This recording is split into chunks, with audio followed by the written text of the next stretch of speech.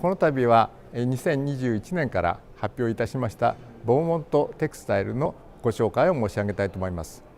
ボーモント社は長い歴史がある会社でございまして、ほぼ100年以上の歴史がございます。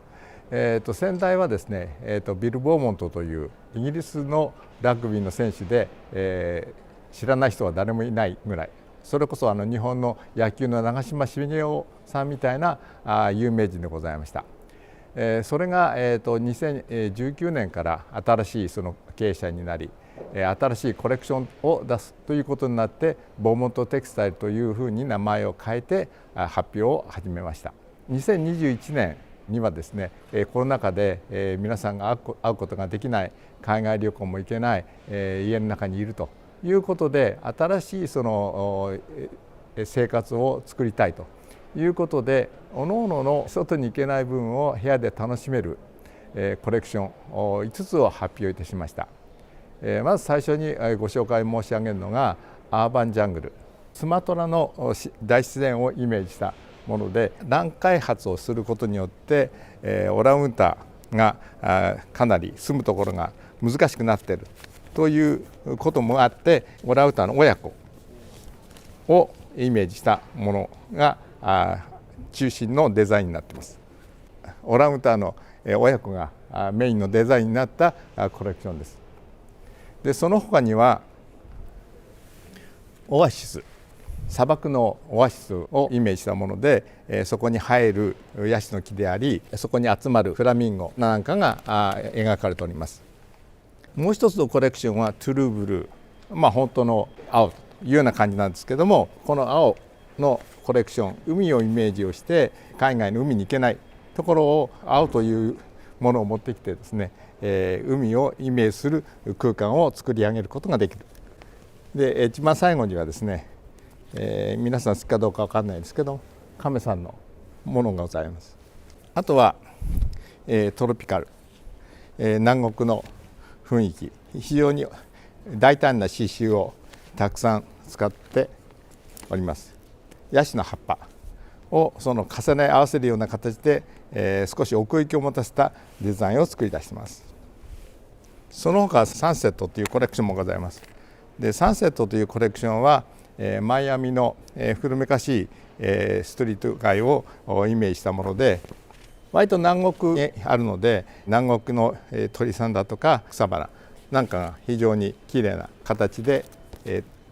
デザインされています。ちょうどクッションにあるのもこれですね。2022年になりましたところ、今度は、皆さんが外に出られるようになったということもあって、別の形のコレクションを発表しています。ヘリテージ、これはもう昔からのそのイギリスとかいろんなデザインをですねモチーフに作り出している、いわゆるイングリッシュの草花、それから、ベルベット、カットベルベットでですね、表現をした淡いデザイン、あとはもう、皆さんご存知のようなものも入っています。であとは刺繍のデザイン、プリントのお花のデザイン等々がヘリテージコレクションに入っております。あとエレガントという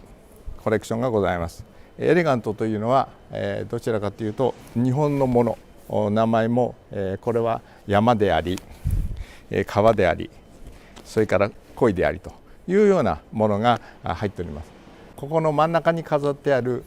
着物のデザイン、これはイギリス人が着物を縫い合わせるとこんな形になるのかと思いますけれども、さっきの鯉のデザインを使った着物でございます。あとはインドから入ってきたペイズリーデザインですね。これはもうイギリスでは非常に昔から有名で、どちらかとお金持ちになるとかですね、非常にいい意味でのそのデザインでございます。いろいろな刺繍であったり、プリントであったり、あとは織りであったりというようなものですね。次はコッテージガーデン。コッテージガーデンは実際には名前があるようにコテージの庭に咲き誇る、草花をイメージをした非常にカラフルなデザインですね。それから一番最後はノルディック、北欧をイメージしたデザインで、ある意味北欧に咲き誇る草花であったり花の模様であったり木の幹であったりと、色味は、穏やかなベージュだとかアイボリーだとか、それとあと、グレートーンのものが、この中に入っている。あとご紹介を申し上げたいのは、スペインの会社2社でございます。